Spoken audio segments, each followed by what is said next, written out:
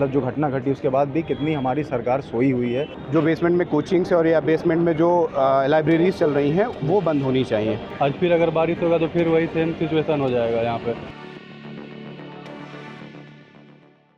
Old Rajendra Nagar में Rouse coaching centre में 3 बच्चों की मौत के बाद मामला गर्मा गया था। प्रशासन लगातार यहाँ पे कार्रवाई कर रहा था, कह रहा था कि यहाँ पे जिस तरह से अवैध अतिक्रमण था उसको हटाया गया और साथ ही साथ जो नालों की सफाई की भी जो दिल्ली के मेयर हैं वो दावा कर रही थी इसको लेकर के। कल फिर तेज़ बारिश हुई है और फिर यहाँ पे एक बार फिर 4 से 5 फीट तक पानी भर गया है और जो तमाम छात्र थे यहाँ पे लगातार उस पानी में भी खड़ रहे थे। तो दावा कर रहे हैं मेयर, कितना सच था उस पर? देखिए, जो मेयर का कहना है कि सीवरेज साफ़ होना चाहिए, जो 70 से 80% वो कह रही हैं कि साफ़ हो चुका है, बिल्कुल साफ़ नहीं हुआ है। बच्चों का उतना ही प्रताड़न अभी यहाँ पे हो रहा है और यहाँ पर जो देखा जाए तो हर तरफ पानी का भराव, फिर कल बारिश हुआ उतना ही हुआ। अगर उसी बेसमेंट में फिर से छात्र रहे होते या किसी भी बेसमेंट में छात्र रहे होते तो फिर पुनः उतना ही बड़ी दुर्घटना देश में होती। तो ये बहुत ज़रूरी है कि कम से कम चाहे दिल्ली की मेयर हों, चाहे वो एमसीडी के कमिश्नर हों या यहाँ के विधायक हों, उनकी ये जिम्मेदारी होनी चाहिए कि पहले तो सीवरेज साफ़ होना चाहिए और साथ ही साथ जो यहाँ पर बेसमेंट में लोग रह रहे हैं, जो बेसमेंट में कोचिंग्स और या बेसमेंट में जो लाइब्रेरीज चल रही हैं वो बंद होनी चाहिए। उनके खिलाफ़ कार्रवाई होनी चाहिए, जो भी गाइडलाइंस है वो फॉलो होने चाहिए। और अभी तक देखा जा रहा है कि किसी भी प्रकार की कोई कार्रवाई जेसीबी चला देने से और ये साइड में तोड़ देने से कुछ थोड़ी बदल रहा है यहाँ पे। ये सिर्फ खाना पूर्ति के लिए, ये खाना पूर्ति हो रहा है कि ताकि न्यूज़ चैनल को ये पता चल जाए कि वहाँ पर कार्रवाई हो रही है। सही कार्रवाई नहीं हो रही है। अभी तक आप बताइए एमसीडी का कौन गिरफ्तार हुआ? एमसीडी का किस पे मुकदमा दर्ज हुआ, किस पे एफआईआर दर्ज हुआ, कौन गिरफ्तार हुआ? किसी।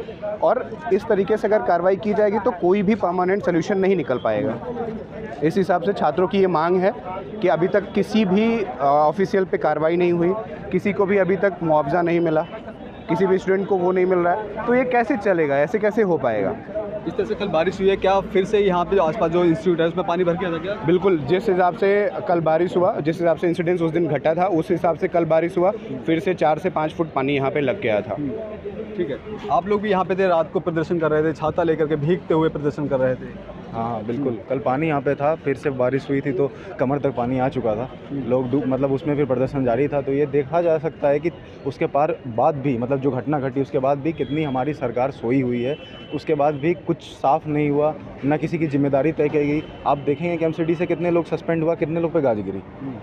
पहले तो जूनियर थे उनको सस्पेंड कर देगा, जो सीनियर थे उन पे कोई कार्रवाई नहीं की। प्राथमिक जिम्मेदारी तो एमसीडी की ही बनती है नाली साफ़ करने की। चलिए कोचिंग की भी गलती है कि उन्होंने बेसमेंट में अलाउ किया, वो उनकी जिम्मेदारी अलग तय होनी चाहिए, लेकिन एमसीडी के जो अधिकारी होते, दिल्ली सरकार के अधिकारियों के, उन पे गाज कब गिरेगी? और सबसे पहला तो प्रथम दृष्टया ये होना चाहिए कि सबसे पहले त्वरित मुआवजा भी देना चाहिए जिनकी मृत्यु हुई है इस दुखद घटना में। अनुमान लगा रहे थे कि इस घटना के बाद यहाँ की स्थिति बदल जाएगी, नालियों की साफ़ सफाई हो पाएगी। कल की जो बारिश हुई साफ खुल गया उसमें, कितना यही तो सबके सामने, मतलब ये सबके सामने ही था जो भी हुआ।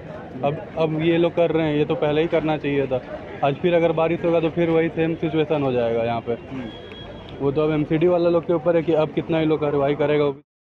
तो जिस तरह से कल एक बार फिर से मूसलाधार बारिश हुई थी और फिर जो करोल बाग की जो स्थिति थी कहीं ना कहीं पहले की तरह हो गई थी। जिस तरह से जब इन बच्चों की जो मौत हुई थी, जिस तरह से पानी भर गया था, ठीक उसी तरह यहाँ पानी भर गया था और यहाँ पे जो तमाम छात्र हैं वो उस बारिश के दौरान भी यहाँ खड़े हुए थे। फिलहाल यहाँ पे खाना पूर्ति के लिए हालांकि यहाँ पे एमसीडी द्वारा कार्रवाई की जा रही है। बाहर जो अवैध तरीके से बताया जा रहा है उसको तोड़ दिया गया था, लेकिन बावजूद भी आप तस्वीरों में दिखाना चाहूँगा कि यहाँ पे जो पानी जिस तरह भर गया था, जो नालों का कीचड़ है वो फिर एक बार सड़कों पर आ गया था। हालांकि इसको एमसीडी द्वारा हटाने की कार्रवाई की जा रही है, लेकिन कहीं ना कहीं सवाल ये भी खड़ा होता है, जो जिस तरह स्टूडेंट्स का जो कहना है कि अगर ये जो कार्रवाई आप कर रहे हैं ये अगर पहले करते तो शायद हो सकता था कि इस तरह की बड़ी घटना नहीं होती। लेकिन बावजूद प्रशासन भले ही लाख दावे कर रहा हो कि वो साफ़ सफाई करवा रहे हैं, जो शैली ओबराय हैं दिल्ली मेयर हैं वो लगातार बोल रही हैं कि जो करोल बाग के जितने भी जो सीवर थे उनकी साफ़ सफाई चल रही है, लेकिन बावजूद हर 1 घंटे बारिश होती है और 1 घंटे में करोल बाग की जो हालत है वो अस्त व्यस्त हो जाती है। बावजूद जिस तरह से कल बारिश हुई, बारिश के बाद यहाँ पे